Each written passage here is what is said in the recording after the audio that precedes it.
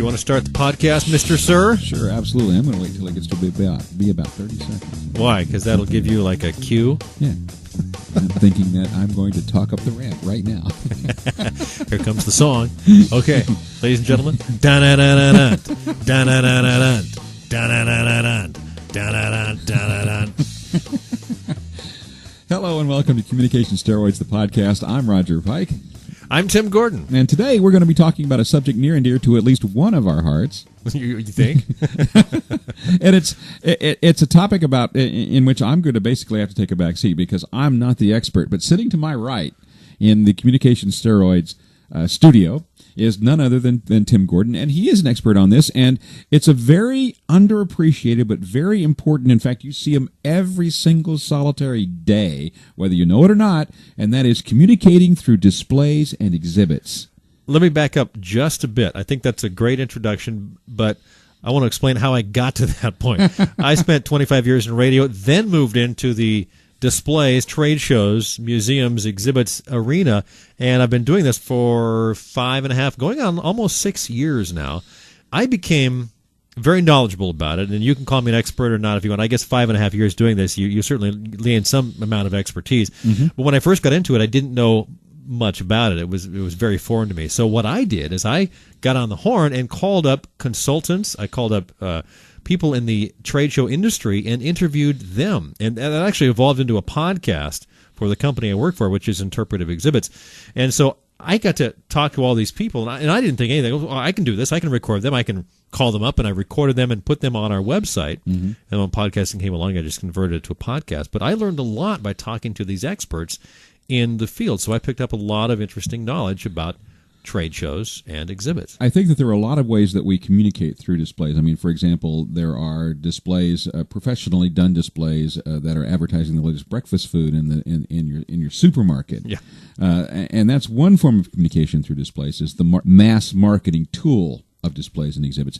But there's a very specific part that is very important to an awful lot of businesses, and I think that these days with the growing world, particularly of electronics and electronic consumerism, it becomes increasingly more important, and that is those trade shows. Tell me something about them. Tell me who's involved in them and what they try to do in them. Trade show marketing, first of all, is one of the best ways you can spend your marketing dollar because you've got a very focused audience there. People have come from hundreds, sometimes thousands of miles away to be at this show. They've paid money to be there. These are the decision makers. These are the buyers. These are the upper management. These are the people that are involved in this particular industry, whatever that may be. And so they're very interested in seeing what's new. They want to see what's out. They want to see who's exhibiting. They want to see what products and services are available there. So in the midst of hundreds, if not thousands of exhibitors, you've got to get their attention. You've got to qualify and disqualify extremely quickly because of the amount of foot traffic that goes through there. When someone walks by, you have 3, 4, 5, 7 seconds to grab their attention. So your graphics have to speak to them. Your design of your booth has to speak to them. And it's much like a billboard. When you're driving down the road, you have a couple of seconds to look at a billboard. If you see a billboard with more than about 5 words on it, there's too many on there. Mm-hmm. And it's very difficult to read at 65 miles an hour. It's sort of the same concept, except when you're walking down an aisle of a trade show. You're seeing an exhibit to the left, to the right, there's one there. And so you have to catch their eye, and you have to qualify them. So you want to make it easy for them. Don't make your visitor work. Tell them why you're there. And that doesn't mean necessarily your name. Your name should be up there, but you want to ask a question, you want to make a statement, you want to show exactly what they're there for, or what you're there for, and why it's important to them. You want to do the same thing visually that you do with words in the introduction to your speech, and that is you want to hook them. You want to hook them. And you can do that with a well-thought-out phrase, a question, maybe a display of one of your products that makes perfect sense. You've got to look at what it is that is important to your audience and show them or answer them that question so they can tell right away, I don't want to go there, or yeah, I want to know more. So you want to, because the job of your exhibit or your display and your graphics is to pull them in. It's not to tell them the whole story. You'll engage them when they get there. Are potential consumers at trade shows, or is this a situation in which a lot of people in the industry are basically talking to a lot of other people in the industry to see who's cooler? Well, there's two main types of shows. One is the industry show, the trade show, and the other is the consumer show. And there are shows which cross, But basically, you've got one which is completely trade, or the other which is completely consumer. And you will take slightly different approaches, but I think it really depends on, okay, who is your audience and what is most important to them. You ask the question and you qualify them. Once you get them to stop, then a whole different form of communication takes place, and that is you've got to have your people trained to ask the qualifying questions. You're looking to disqualify them. If you determine that they have an interest in your product, you engage them, and then you keep, basically unpeeling the onion. You keep moving one layer and further in to get them to the point where they might want to make a sale. As a business executive, why should I have my product in a trade show, and how do I position that product to be visible at a show?